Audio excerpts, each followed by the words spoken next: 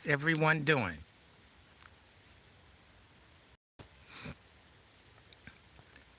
Of course, I am in the bush and I am just practicing. And today, my objective was to harvest and process fat wood. And it was not as difficult as I thought, but it was difficult. Glad to see one thumbs up. Hey, Shanna Ewing, hello. How are you doing? It is great to see you. Hope all is well with you. Yep, I am just in the bush doing what I do best. Hey, badass Stain, how you doing, man? It's good to see you. I know you got that Mustang running. I know it's ready. Yeah, guys, so are you enjoying your Sunday? Hey, Jason Ewan, how are you doing, man? It's good to see you guys. Yeah, I'm just out here practicing, man, and the thing I did today was make fatwood, create some fatwood. Yeah, Shilling Farm, yep. Hey, Carbon Q, how you doing? Thanks for dropping in, I definitely appreciate it. Yeah, guys, I'm out here, man. My main objective today was to make fatwood. So, guys, if you're not aware of what fatwood is basically a pine tree that has fallen or that is dead, and it has a resin in it. And when the tree is dead, the resin goes to the branches, from the trunk through the branches or at the bottom. And if you can saw the knots off at the branch, well, between the trunk and the branch, you can get a lot of fatwood. So that was my objective today, was to come out here and get some fatwood. And my fire was started with the fatwood. And, I processed enough fatwood to take back home with me, So let me show you the fatwood that I did process that I'm taking with me. This is the fatwood here. And as you can see, if you look right here, you'll see the resin. So all of this is processed, and I'm going to process it even more once I get home. But the thing is, it's quite a bit of work, but it's rewarding. It's really. Hey, Fed Up, how you doing, man? It's good to see all you wonderful people on this Sunday. Yeah, I think a lot of people watching the NBA playoffs, but I'm just out here trying to get better at what I'm doing. And, every time I come out, I have a specified task. And again, today, this one was all about fatwood. Fatwood is like the greatest fire starter. Today, I started my fire with the fatwood. I scraped some kindling off of a tree, and because it was wet, I didn't get that much kindling. So I also used some jute twine. And as I was sawing the branches off the trunk of the tree for the fatwood, I collected some of the sawdust. And hey, Fed Up, how you doing? So I collected some of the sawdust. So I had the fatwood sawdust, I had the jute twine, I had some kindling from the tree, and on the first strike, the spark came, and there was the fire. So, yeah, that's I accomplished my goal today. But you guys wouldn't believe where I am. I am at the location of my A-frame debris shelter, and it is still standing strong. So I think I built that with some integrity. You may see it over there. And I'm not even going to patch anything up today, Yeah, I'm not going to patch anything up today. I'm just going to let it go as it is. And next week, though, I'm going to be doing some things with a tarp, but Yeah, so how's everyone doing? Everyone doing anything special? Got anything going on? Yeah, I came out here, I used a hatchet, I used my saw, and I used a knife that I hadn't used in a while, which is a really good knife. It's a Becker BK2. This is a beast of a knife, guys. This thing is 5 inches long with a nice drop point, 1/4 inch spine, 1095 Crovan. This thing it is a chopper, a slicer.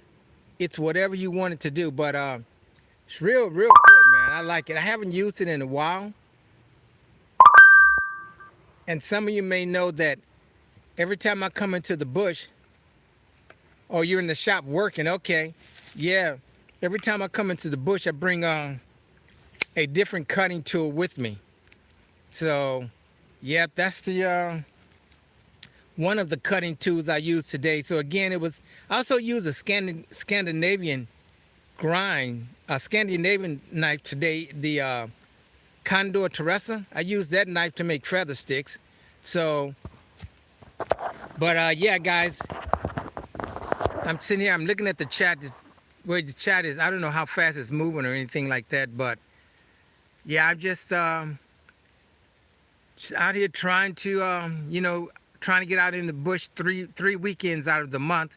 So I did a little exercise in my backyard this past week. So I wanted to get out in the bush today, but we got a lot of rain yesterday here. So again, hey, in Virginia, everything is soaked, but that's all well and good, That's all well and good. But yeah, I'm just excited to get this Fatwood. I'm going to make it fit into that rucksack there. So I know I have enough room. I'll just have to rearrange things. And the rucksack, what I was trying to do is really make it lighter. And of course, you're always going to bring a cutting tool. But then when it comes to cutting tool, there's always a redundancy. A cutting tool can just be a knife, but I have to bring a knife, hatchet, and a saw. And of course, my combustible, which was my fire steel, my ferrocerium rod, and here again, redundancy. So I brought a flint and steel and other things. And my containers, I brought the 2 canteens. The cover, I brought a 5x7 tarp that I didn't even take out. I always bring that just in case. That's part of my cover. And, it's just always bringing something, bandana as my cotton, Gorilla Tape, just in case I need to patch something up. And this time what I did, I used to bring about 200 yards of paracord. This time I brought bank line because I was trying to make my rucksack much lighter, and which I did. I made it lighter, but I think just with redundancies, you're just not going to get anything lighter, at least for me, anything lighter than under 40 pounds. I mean, if I get something 40 pounds, that's great. Usually I'm tracking in would be maybe 45 to 50, but only had like 80 ounces of water with me. I've already consumed 40, and I left my 16 ounce in the car, and it's like, I'm definitely not going back to get my Gatorade, but I even have powdered Gatorade with me here, Yeah, but yeah, I'm just out here. See, we got 2 people in. Thanks for the thumbs up. I definitely appreciate it. Yeah, but yeah, guys, I'm looking forward to next weekend to do something as well in the bush, or I may just rest because the week after that, I'm going to be going to Ohio to Vision Bug Out Weekend. So I'm really looking forward to that. I've already been practicing for that, slept in my backyard 2 nights, and again, with the tent is just going to provide me with some privacy. Me, myself, I prefer being out in the open, in the bush, but, it is what it is, So I try to adjust accordingly. But yeah, I just wanted to drop in here and see if anyone is doing anything special. Um, yeah, I see we just got a third person in. I'm glad of that. But yeah, whenever I come into the bush, I don't know what time I'm gonna go live. I just pop up something after I have eaten, and that's about the extent of it. But once I accomplish my goal, it's like I'm pretty well done. But next week, my goal is to I'm going to bring out my tarp again, and I'm going to try and do the Adirondack tarp tent again, but I want to do it slightly different. And once I get that done, I may try and do another lean-to that is somewhat enclosed. There are so many configurations with a 10 by 10, basically a square tarp. It's amazing. I've been watching a lot of these guys on YouTube, and they're doing some excellent jobs of that. Yeah, I see my fire here is really going good. Got some really serious coals. And again, I'm at my where I did my debris shelter, my A-frame debris shelter, and this thing is really intact. It is really holding up well. But I'm not going to do anything to it today. But I decided to choose. I chose this location because I know there's a lot of pine, and where there's a lot of pine, you're going to find a lot of fatwood. So I think with that, I know I have at least a year or more, because you really don't need that much to really start it, get your fire started. So with the fatwood and some of the kindling is just large branches of fatwood, so that burns really hot. So, but hey, Fed Up, he says he hates the American cars. Yeah, I just like cars, period. Long as they're in good shape and drive well, that, and they're dependable. That's me. But yeah, I'm just out here practicing. There's always something to learn. Always. Oh, I mean, you can every day. One time someone told me earlier, it's like, well, if you go out into the bush every weekend, you may run out of things to do. I just find it's really, for me, one of the best places to learn is actually being in the bush, where you actually have to do it yourself. So I'm not staying overnight tonight. I may stay overnight next weekend, but it would definitely be a different location.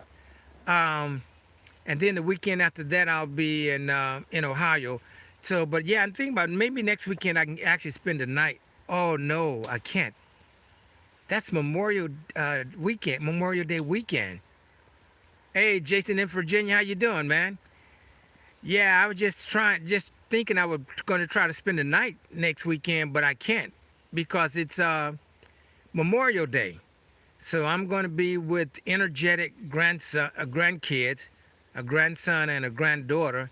So I'll be with them and my son and just hanging out. I'll be, maybe 40 miles from where I'm living now, but I want to try and get some fishing done here next week as well. Yeah. Have a party at the BOL next weekend. Yeah, I remember you were telling me about that. I wish I could, but yeah, I mean, time is going by so fast. I just realized I'm up here planning to do an overnighter next week, but it's like, wait a minute, I can't. That's Memorial Day. And then the weekend after that is the thing in Ohio. So, but I think next weekend, I'm gonna try to do some fishing before next weekend, so I can take this lady some fish. I'm gonna go to this one place and do some bass fishing during the day, and then at night I'm gonna do some catfishing. So yeah, that's gonna be pretty interesting. I haven't been fishing in a while, and I'm just looking at all my fishing equipment in my garage, just like, and then all of a sudden I just got this urge, man. I just want to go fishing, And I was thinking maybe I could combine some fishing and bushcrafting, but in the state park, you're not, I know I'm not able to cut down anything in the state park, but maybe I bring a little fire pit or something like that, and burn some, if I'm there all night, burn some wood or something like that. But yeah, catfish nuggets. Yeah, yeah. I haven't been fishing in a while, and I think the only thing I'm going to use, I'm just going to use some night crawlers, um, and I'm going to use some purple worms for bass, and then I'm going to use some poppers for bass for top water, and yeah, that's all I'm going to do with the catfish. And fishing is good in the morning and the evening or at night. I usually do my fishing at night. I mean, I would go fishing like 8 at night and stay until like 9 the next morning, and just catch a lot of fish. And I enjoyed giving those fish away to this lady who's elderly. So I saw her about a month ago, and she reminded me, was like, "Hey, you haven't brought me any fish." She's like, "Well, I haven't been fishing. I've just been out there in the bush trying to learn. But man, I'm telling you, you guys, if you guys been out in the bushcraft, and I'm sure anyone that's in the chat, and if you've been out bushcrafting, you know that it's work, but it's rewarding. It's a lot of fun. It's just like I'm looking at that fire over there now.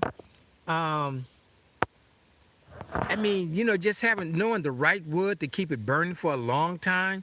So I'm going to be here until that burns out, and then I'm going to take my last 40 ounce of water and dump on there, and that's going to put it out, because I definitely believe in putting out fires properly. Because you don't want any ember to remain underneath and catch a root or anything like that. But the good thing about it, we got a serious rain yesterday, so the ground is wet. When I was making my fire pit, it was just like removing mud. That's all it was. It's like it was effortless. And I've used this location before, so I had some coals there. Some, well, I mean, not coals, but I had some char. So the char made the fire really, really easy. But like I said, my main objective was to do the Fatwood thing. So I did that. I've bought Fatwood before, but it's like, I mean, there's so much Fatwood that's in the wood. It's like, why am I going to buy the Fatwood when I can actually make it? So, but it's time consuming making it. I'm gonna say roughly maybe 3 hours for the amount that I did, but that's part of learning. It was fun, and that was my objective. So I've done that.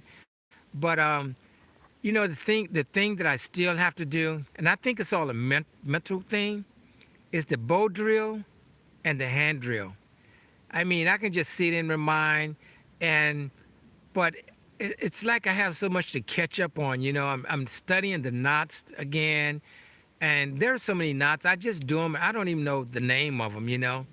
I really don't. But yeah, yeah, I'm glad I got 6 people in here. And like I said, my lives are just like really sporadic. I really like doing lives when I'm out in the bush, because then I can actually show and demonstrate. I'm still, you know, figuring out, doing a live behind the laptop. Yeah, that's great. I can do that, but I just feel a lot more comfortable when I can actually show what I've done. So, I'm constantly over here looking at that fire going out, but I'm looking at the coals. But I want to put more wood on it, but I don't, considering that I have like a 40 ounce and a little bit more than maybe 42 ounces of water left. And that's going to be about it for me. I'm only maybe 200, 250 yards from a vehicle. So, but yeah, I tried to pack light because I knew I was going to be bringing some wood back with me. Um, so, yep, that's what I'm going to do today. Take that wood back with me and stack it in. I'm going to just stack it in my backyard, put a tarp over it, and during the week I'll go in my garage and stack it neatly. I have a lot of wood already in my garage. Some birch. Birch is real good. And I brought some birch with me also in case it was really hard to start the fire. But like I said, it was wet. What I got off the tree was still moist, but I mixed the kindling off the tree with the jute twine and I put some of the Fatwood sawdust in there, and the first strike of the ferrocerium rod, it caught, and the fire's been going ever since. So, but yeah, that's what I've done today. That's about it. No, nothing big happening and anything like that. But yeah, my chat's not moving, and I'm not I'm just one of these guys, just really still. I'm more or less one of the guys just like to go out in the bush and do the things. I'm not the administrative guy that really wants to do the editing, and because when I put my videos up, I put them up as they are. I really don't like editing because I want everyone to see the bloopers as well. And trying to film yourself in the bush is really difficult. So I do what I can, and that's about it.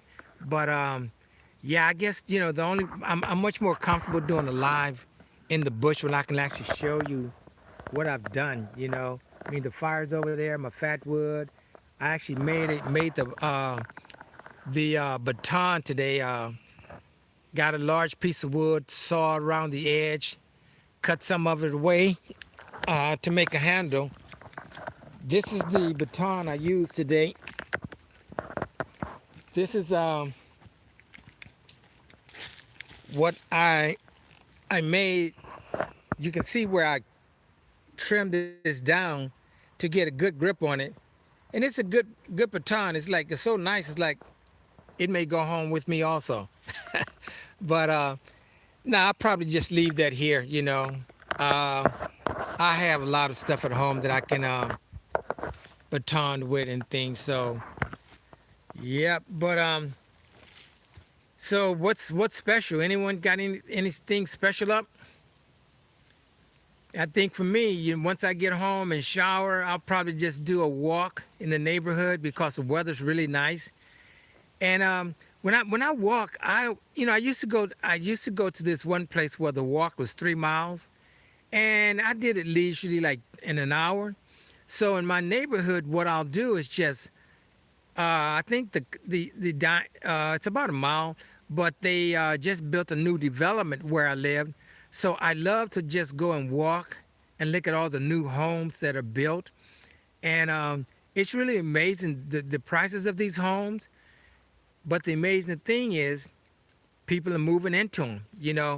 Even with the interest rates are high and everything, and the economy is what it is, people are still purchasing homes. And I just love watching the homes being built. So I'll walk in that area, and my walk will probably be about an hour and 30 minutes or something like that.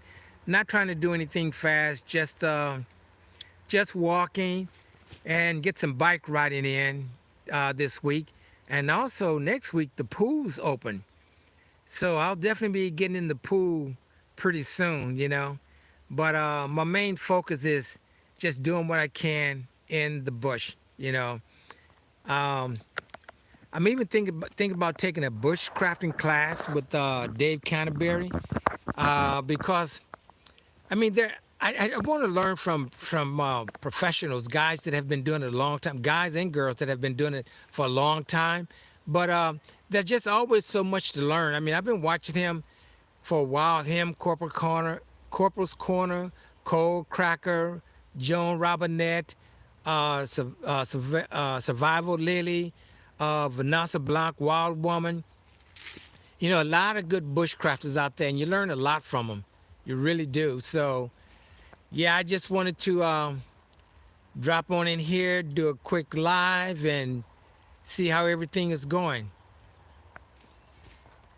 Yeah, I see we still have one person in. I appreciate that one person, just as if it was 100 people. So, guys, I just wanted to drop in. I see we got 3 more people. That's great. I appreciate it. My chat's not moving at all. I don't know. I'm on I'm on my phone, so I just let it do what it has to do. Hey, Greenleaf, how you doing? It's good to see you. Yeah, Greenleaf, thanks for giving me that information about the grapefruits. The pink grapefruits. Yeah. I didn't know that GMO. But But nevertheless, I ate those grapefruits and they were good. I still have some left. Yeah, I still have some left, but and I'm seeing a lot of people that are doing the garden thing and so forth. And that's something I really want to do, but with me, it's kind of difficult because I am always in and out, in and out. And I'm thinking, how would I care for a garden if I'm gone for, you know, a while and then I'm back a while and, you know, I don't know. I'm just going to give it a try one day, maybe with some potatoes or something like that, and see what happens. But yeah, but I know there are a lot of homesteaders. I mean, Lead Farmer 73. There's just a host of people that are, excuse me, that are really, really doing well, growing their own food, their own vegetables, and I saw one where McBean Scott, he's doing one as well, you know. But the first of all, you got to have the space and the land, you know, and only thing I could do is do it on my balcony, but then again, it's like I'm here, then I'm gone, and then I'm here, then I'm gone. So I don't know. I haven't figured that out yet. I haven't figured it out, but yeah, but yeah, Greenleaf. I definitely appreciate that. I had no idea that the coloration food. You grow enough food. Okay, yeah, Jason. Yeah, he does. Yeah, auto watering. Okay, that's pretty good. Auto watering. Okay. Yeah, Jason has a lot of food, man. Lots of food. But like I say, as long as you have the space, man, that's the best part about it, having the space to do it. And also the time. You know, um, it's really a chore. I'm sure. I remember when I was small, we had a garden, and it was more or less like fun. I look forward to doing that. Okra, okra tall as me, corn, tomatoes, peppers. We really had a garden, but it was fun. But yeah, that's a pretty good idea. The auto watering. Yeah, that's. I guess that would be something like setting a timer, like on your alarm system or something like that. If you're going to be away. Oh, my little fire's going out down over there, but yeah, you can see it going out. But that's fine. All I did was boil some water and have some ramen noodles, and that's about it. Yeah, that and a drip system. Okay, a drip system. I have a timer for my. Okay, yeah, Jason, you have a timer as well. Okay, yeah, I guess that's a good idea. Yeah, a timer. Yeah, 'cause I remember back in the day when we would just water the grass and no timer. But yeah, I guess that's the thing now, putting a timer on a lot of things. I guess it saves on utility bills as well by you, and it's probably much more efficient using a timer, you know. But that's something I'll have to look into. Yeah, something I'll have to look into in the mornings. Okay, okay, yeah, water them. I guess yeah, once in the morning. But I was good with just plants. At one time I had so many plants. I had plants at every window, but again, I wasn't traveling like I'm doing now, so I had time to tend to them. But yeah, that's I guess it's just like with anything you do, it requires some TLC, tender loving care and time to do it.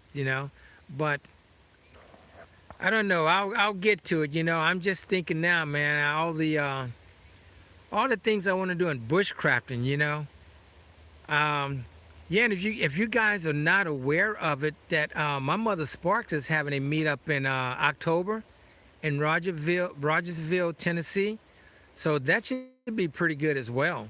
So yeah, I'm looking forward to these things, meeting these people, and just learning something. That's the main thing, learning something from them. They're. Today is like learning. It was a lot that I learned today just processing the wood to make the feathers. To make the process the fatwood. And so again, yeah, I know I'm good for Fatwood for a long time. I won't have to buy any Fatwood. I mean, I already have Fatwood at home, somewhere in my garage in 5-gallon buckets.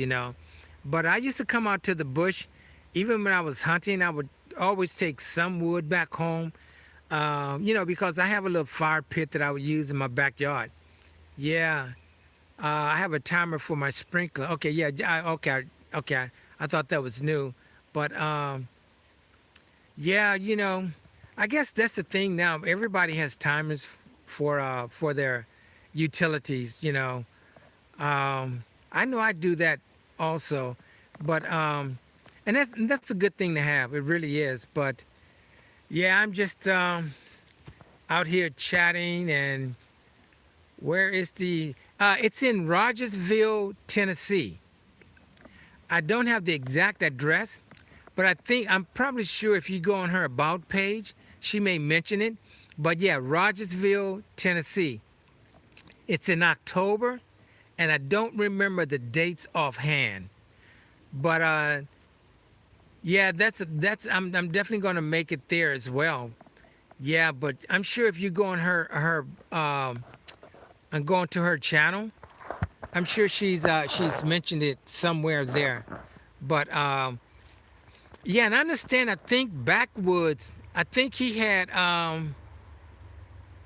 If you're interested in the area, we. Okay, I'll. Let me see. Trying to read this. If you're interested, area this week, give me a ring. Okay. Oh, kale, spinach, and lettuce. Okay. Okay. Good. Good. Good. Yeah. Yeah, man. I'm reading this chat, man. I know there's a way that I can make the writing larger, but or maybe it's just my eyes. I don't know. I don't know. But yeah, I forgot what I was saying, but yeah, I'm just looking forward to learning from other people. But as long as as long as I can learn something, do something different every week, because like I said, I've only done I've done two configurations with my 10 by 10 tarp, which was the plow and the Adirondack configurations. And I want to do this lean-to that is somewhat enclosed. I want to do that one, but there are also configurations with that tarp that you can be fully enclosed. So that's pretty cool, because if you're out in a rainstorm or something like that, you want to be fully enclosed. But also, when it was raining yesterday, it was really, really raining heavy. And I had watched this video. What's his name? Survival Theory. And he did this tarp shelter very, very similar to the Adirondack. But the main objective was to protect your fire while it's raining. So I was saying, wow, now this would be the time to be out in the bush trying this out. But today it's nice and sunny and no rain today, so I won't be trying that, not today. But yeah, so not much else is going on, guys. Not much else is going on. So yeah, but I just wanted to drop in and say hello and see what everyone is doing.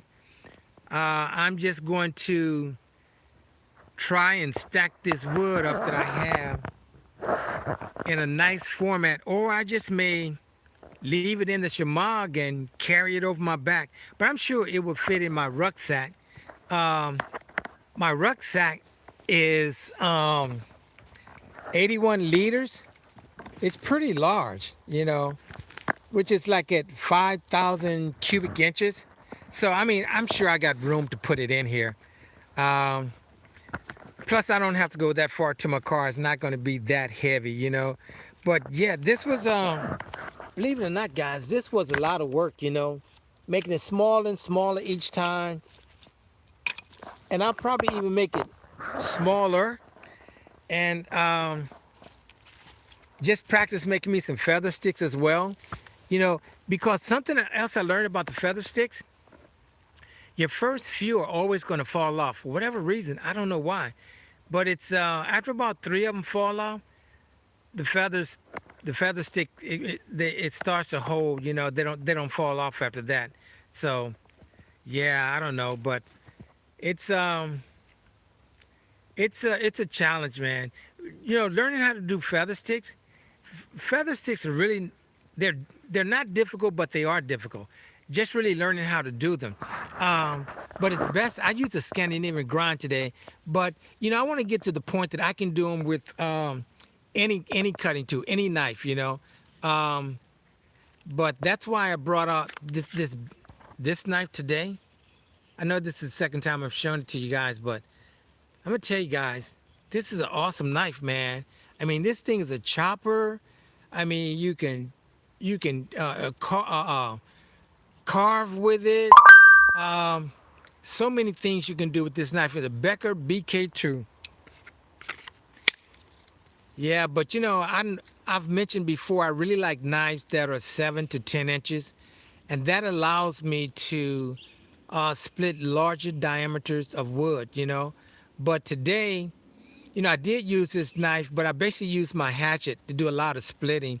It's like, well, I beat my knives up, even though they can withstand it. But it's like that's what the hatchet's for, you know.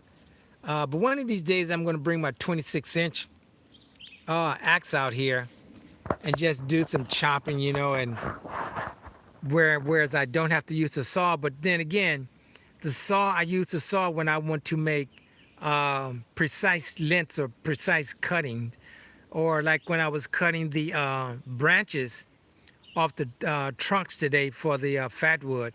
That's when, you know, the saw again is for precision cutting, you know, a specified length or something like that.